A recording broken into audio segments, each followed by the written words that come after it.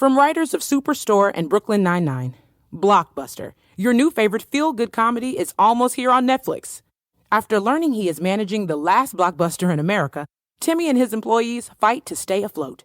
Will they band together and save their store? Grab your favorite movie snacks and find out. All 10 episodes of Blockbuster Season 1, starring Randall Park and Melissa Fumero, are now streaming only on Netflix. You are now listening to the hottest true crime podcast in the streets.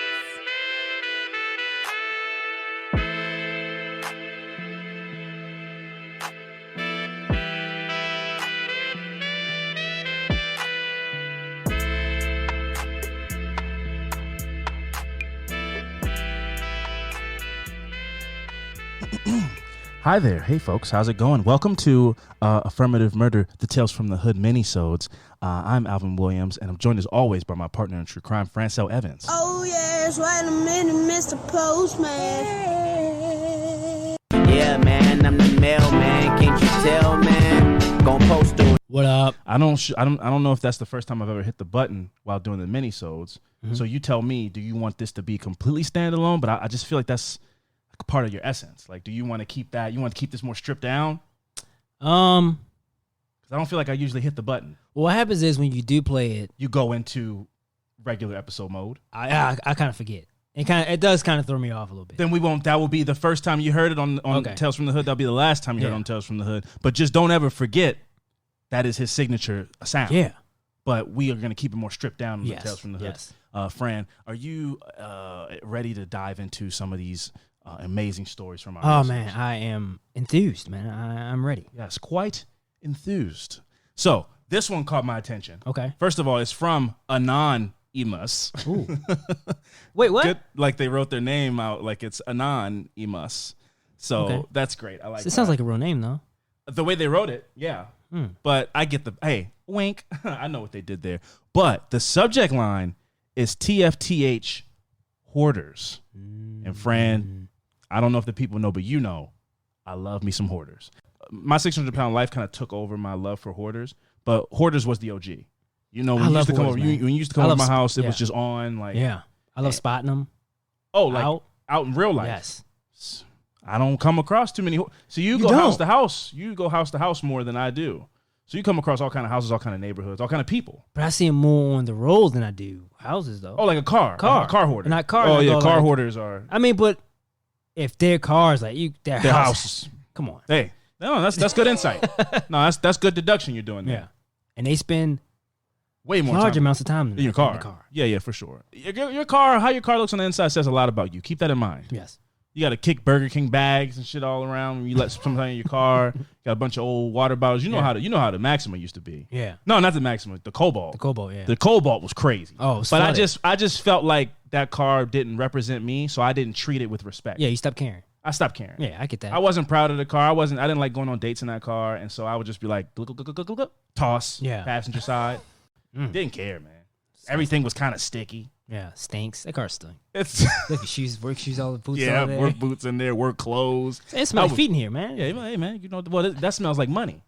Oh, that's what I'm it telling is? people. That's what I'm telling people. I have dates in the car. Like, oh, it smells foul in here. I'm like, yo, well, that's money. You know, when Yeah. it smells like that, that means I worked about 12 hours in the sun, and the bag is here. All right. So let's go ahead and get to Uno Pizza. Yeah. And let's have ourselves a You night. you can't afford a car wash? I was so busy. All right. If I'm treating you like the date, and I was like, you know, baby girl, like, I'm just so busy. I go straight from work. I came here to get you. Yeah. I didn't even shower. That's crazy. Then the date ends abruptly. They climb Yeah. out of the bathroom window. But anyway, it doesn't matter. I guess I should shower and clean. I've learned. Yes. That was 20-year-old. Yeah, you came a long way. That was 20-year-old me. Anyway, this email from Anonymous with the subject line TFTH hoarders starts off with this. Hey, small town living is forcing me to be anonymous with the upside down smiley face. One of my favorite emojis because it just means chaos. The upside down smiley face is one of my favorite emojis. It just means like, I don't know, man. I'm just lost in the world. Yeah. Who fucking knows?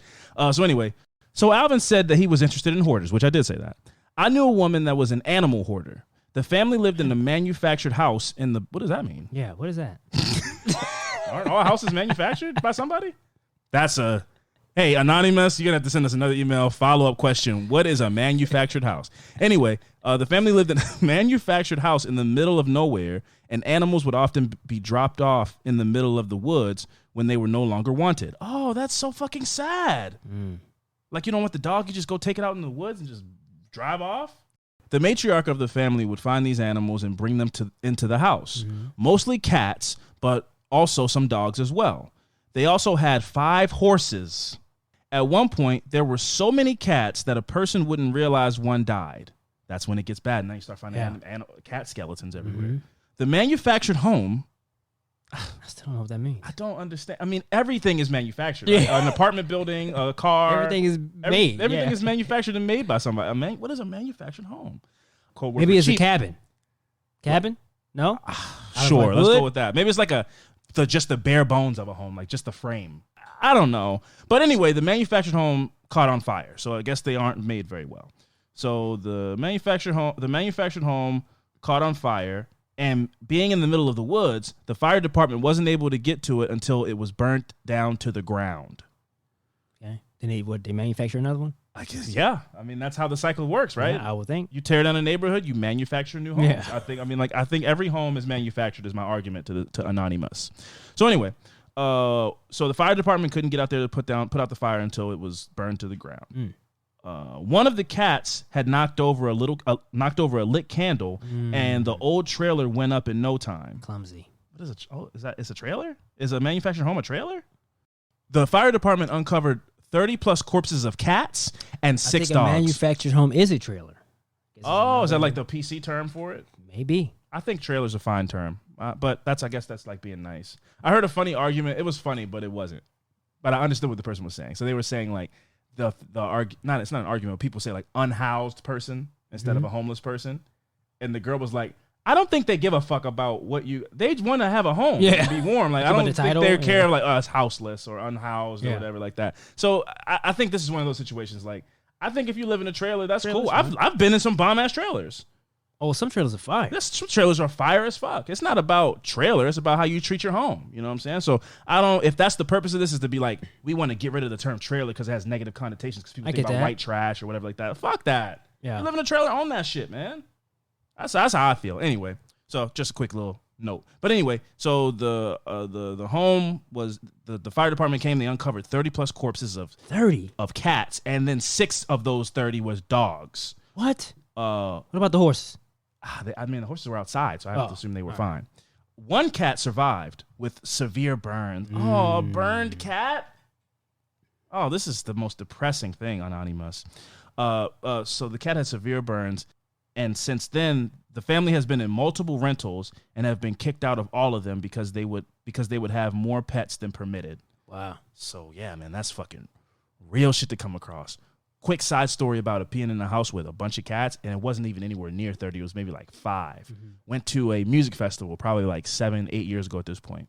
And we didn't want to go do the full camping experience like on the grounds of the festival. So we stayed in the backyard of a friend of a friend. And he was with a group of his friends. They were younger than us. So they were all staying inside because they knew the person whose house it was. It was like a kid who lived with his parents. Okay. And we were like, okay, cool. We'll sleep in the backyard. In a tent? In a tent. Okay. Which was, listen, the first night we slept in the tent, we pulled up to the house. We walked through the house. It smelled like straight up ammonia.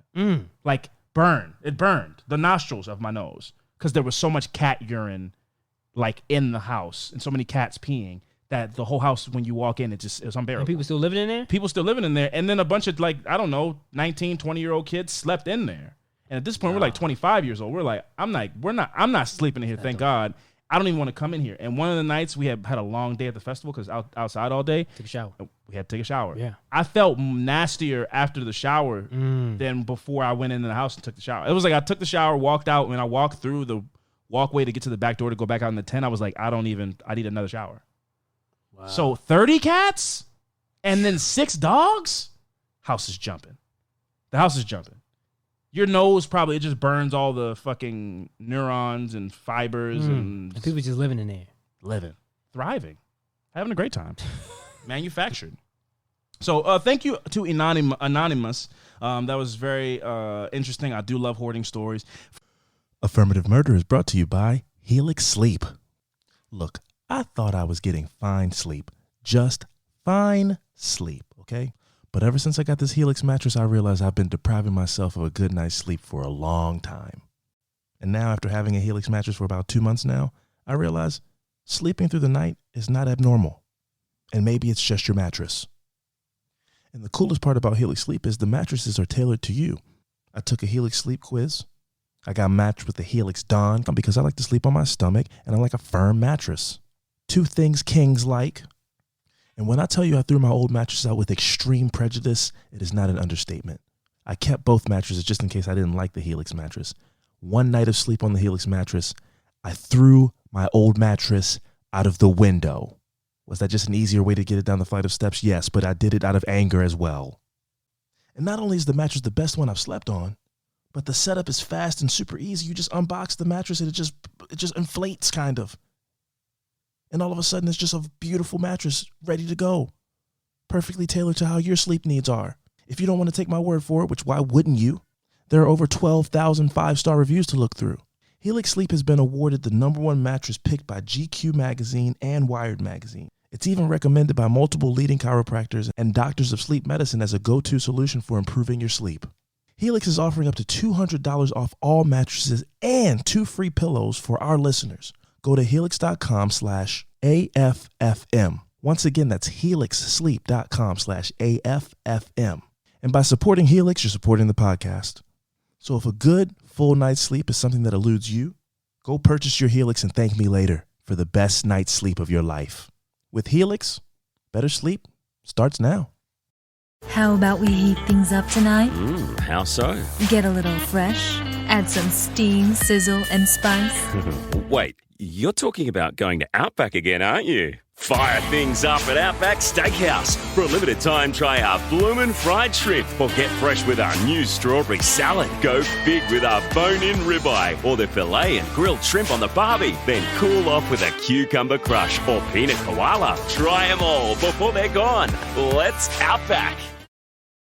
What could be germier than a bathroom doorknob? Try unclean countertops, TV remotes, fridge handles, gaming controls, and all kinds of things around the house. Help your family stay happy, healthy, and uninterrupted by illness this year with Clorox Disinfecting Wipes, Clorox Bleach, and Clorox Disinfecting Mist. They kill 99.9% of cold and flu viruses on hard, non-porous surfaces when used as directed. So get germs out of the way and get on with your day with Clorox. You're unstoppable when you start clean.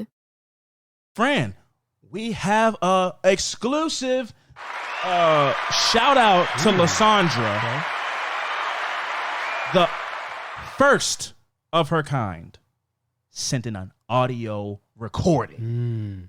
Okay, so we're gonna play that for y'all. It's 7 minutes long. I will try to dictate if it's getting long-winded. It might get cut down, Okay. and it might not be 7 minutes to y'all. But she sent in the 7-minute one. I might cut it down to 3. All right. But we're going to play. Me and Fran are going to hear the whole 7. Yeah. Here we go. Let's go.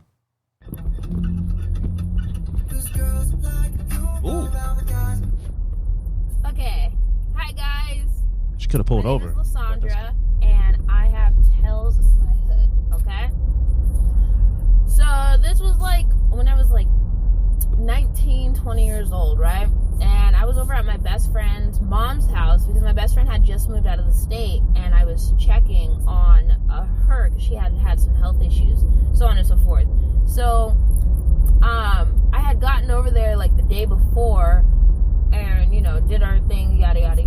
So we were chilling, having coffee that morning, and her neighbor had come over, and it was this young Hispanic woman had come over, and she was like a little perturbed, you know. She was like stressing out. She was like, yeah, you know, we just moved here a couple months ago, but it looks like we're gonna have to move again. And she said it's because like her boyfriend, she used to date his cousin, and then they broke up, and she got with her current boyfriend, and I guess they had a fight over her, and the boyfriend beat up the cousin, is what she was saying. So long story short, and that was at like 10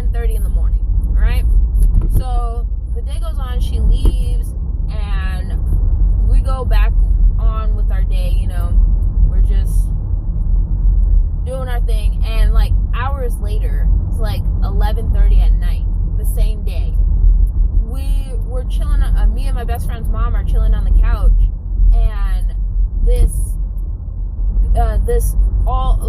I was starting to fall asleep on the couch, so my best friend's mom was getting up to go to bed herself, and so she was like going in the kitchen, turning off the lights and stuff, you know, doing the daily night routine. And I had just rolled over and put the blanket over my head, and all of a sudden you just hear boom, boom, boom, and then you hear glass breaking, right? And me and my best friend's mom, we started like freaking out, looking around, and she had told me to get down, and as I was about to roll down, right where I was about to roll down, a bullet had come through the window and literally had zoomed right where my head was about to go. Like, if I don't even know how the hell this is possible, but like, I did some ninja shit and I missed the bullet by just a few inches. Like, I would have been a casualty in this situation.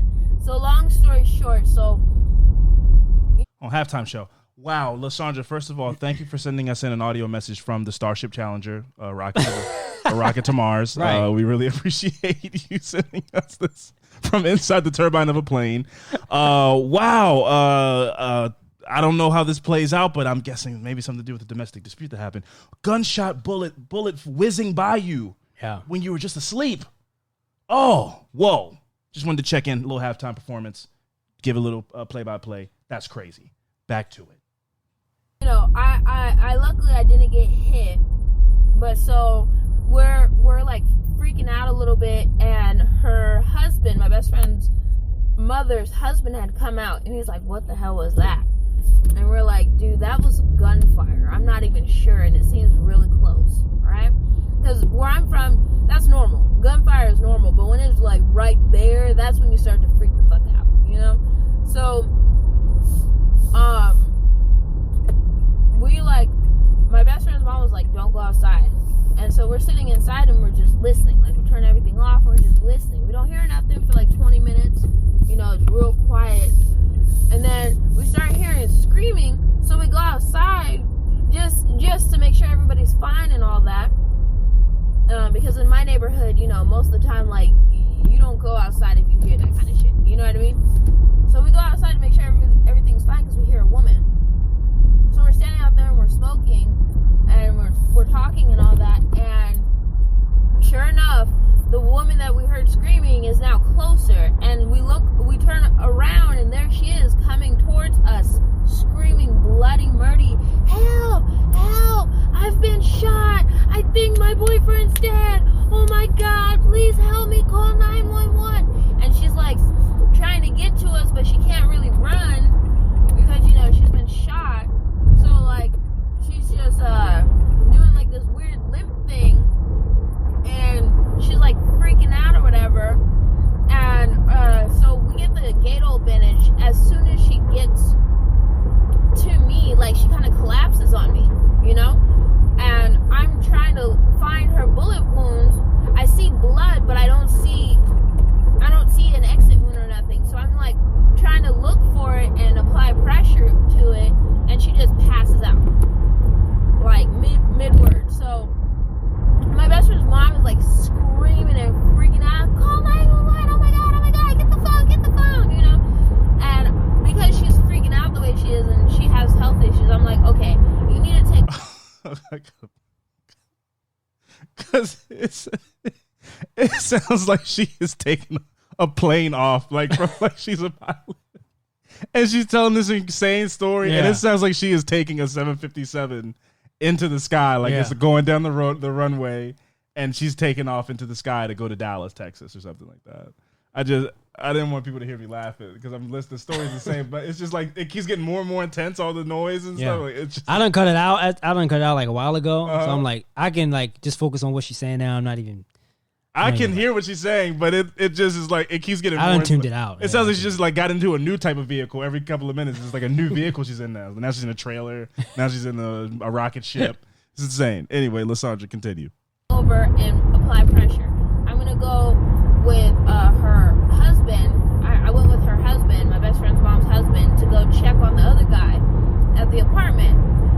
And yeah, when we went in there, dude was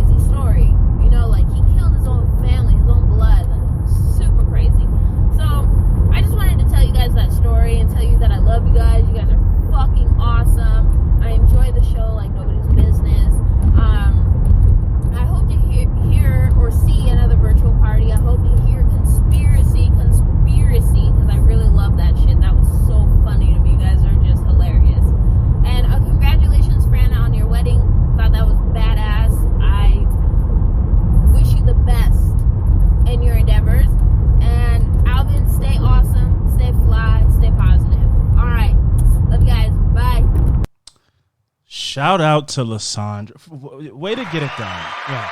First one of one. That's how you do it. That's how you do it. Well, almost how you do it. Next time, Lysandra, please not send being us in a jet. another one. Maybe she's in a private jet. Don't be in a Black Hawk doing missions in Afghanistan while you're telling the story. That's my only note. Yeah. Other than that, wow. A fucking twist at the end. I didn't expect that. I thought it was like a drive-by shooting or something like that. Yeah. Unless she walked in on an execution. What a crime scene to see there, huh? Yeah, man. My God, that sounded gruesome. I was wondering what the reason was, but It was the fight at the end. The fight at the beginning came back around. Yeah. So good storytelling. Shit. Lysandra, much love. Thank you for all the kind words. We really appreciate that. And yeah, congratulations to Fran. And you know what? I will stay fly and the other things that you said. I'll do my best to do that. Yeah. So thanks for that, Lysandra. And to other people who would like to follow in Lysandra's footsteps, because she is a pioneer now. She's in the affirmative murder history books for that one. Mm-hmm. That email address is affirmativemurder@gmail.com with the, you can do TFTH in the heading and the subject matter. And yeah, send those audio files in if you would like to, or just the regular emails that we typically get. That's great too. I am going to, should we do one more? Sure. Let's do one more. Okay. So this one is from Becca. The subject matter is Tales from the Hood. Well done, Becca. This one says, "Hey, you guys. I hope you guys are great. My name is Becca, but you can call me whatever you care for. We should call her B Silly. All right. What do you think?" Sure. All right, B Silly, let's get into it. So, I have fallen in love with your podcast since I found out about it around when you guys were doing episodes 119 and 120. Couldn't tell you a thing about this, huh? Don't know her. Don't know at 19, 20, nothing. But I hope you enjoyed them. I hope that you had fun. I grew up in a city called Brampton, Ontario. I'm familiar with Brampton. I've heard Drake mention that in some rap songs before. That's about the extent. I'm not familiar with it, I guess. But Brampton, Ontario, Canada. I lived there for 23 and a half years. I'm now 24. Okay, so she just recently moved. It's about 40 minutes away from downtown Toronto. As I'm sending this email, Brampton is in the top 5 of the most dangerous cities in Canada. Growing up, I would remember mad guys chazzing. No, I'm just sorry. I got caught up in the Toronto accent. Sorry. Growing up, I would remember almost every day. I remember almost every other day, if not every day, there were cops on our street or on some surrounding street around us. On January 23rd, 2013, there was a house down the street from us where, to this day, the murder is unsolved. On that night, 9-year-old Keyshawn Williams, I don't know if that's on purpose. If that Williams, I've never heard that last name, but Keyshawn Williams, or maybe I'm saying it wrong. Keyshawn Williams was playing video games in his living room in front of the window when all of a sudden he just fell down to the ground. His brother came over to help him when he realized that Keyshawn, who was just 9 years old, had been shot in the head. Wow. He was rushed to Sick Kids Hospital in Toronto and passed away there. The Peel Police, that's what they're called in Brampton. The what police? The Peel, like a banana peel. The Peel Police, that's what they're called in Brampton, she said in parentheses, said that they believe that Keyshawn was not the intended target. I would hope not. He's 9. As the family had just moved into the house 5 days earlier. So this might have been some drama from somebody else's business in the house. Shit. And they moved probably for their own safety. Yep. And they turned the house over quickly. And wow, somebody had to deal with that. They believe that whoever shot Keyshawn was trying to target those who lived there before. 3 years after the shooting, police had confirmed that a gun used in a murder down in Toronto that year was the same gun that was used to kill Keyshawn. What? Yet, that never led to anything, but only a dead end. The case is still open today, and I'm scared it will never get solved. The police in Brampton, like the majority of a lot of police departments, have been proven to not be able to do their jobs properly and professionally. This story haunts me to this day, and growing up, I always wondered if I had ever met or ran into the person who had hurt him. Keep doing what you guys are doing. I'll be listening till forever and always. Be silly. So, wow, heavy stuff there. Rest in peace to Keyshawn Williams. I'm going to have to look into that. I'm not familiar with that one, but wow, geez. Brampton. Didn't know there were any. See, you learn stuff. I didn't know there was. This is going to be a dumb thing I say, but I didn't know there were any dangerous places in Canada. You know what I mean? Like, I'm just like, in my mind, Canada's like, I don't know, everybody's nice and polite. That's what everybody think, though. It's real. It's trenches. You know, it's the trenches. That's one of my biggest fears is mistaken identity murders. Oh, big time. Having to answer for somebody else's situation, you can't even really talk your way out of it. I mean, people are coming to bring that action to you, and they think you're somebody that you're not. It's really nothing you can do about that. Especially if you're not on a pivot. You're not looking around. You're just living your life. Exactly. And somebody's meaning to cause you harm. You don't even know to be on alert. So, man. Well, thank you, B Silly, for that. Thank you to Lysandra, and also thank you to Anonymous. They didn't want to know. They didn't want us to know what their name was. Thank you for all the participants in this Tales from the Hood minisode episode. This was super fun. Again, if you're going to send in an audio file and you want to follow in Lysandra's footsteps, please do so. Yeah, don't sit in front of a fan. Don't sit in a reclining chair with an industrial-sized fan in front of you, blowing into your face as you tell your story. That would be my recommendation. But other than that, everything was great. The way she told the story, everything was great. Great energy. Loved Lysandra. But yeah, maybe don't practice getting in your flight hours to get your pilot's license while you're telling a story. That would be my recommendation to anybody who wants to do that in the future. But thank you to everyone who participated, and we'll see you guys next time. Fran, your catchphrase for this is what? I don't remember. What was it? Always be on the lookout. There it is. Well, yeah. So I've been Alvin for another Tales from the Hood minisode, and until next time, always be on the lookout. See ya.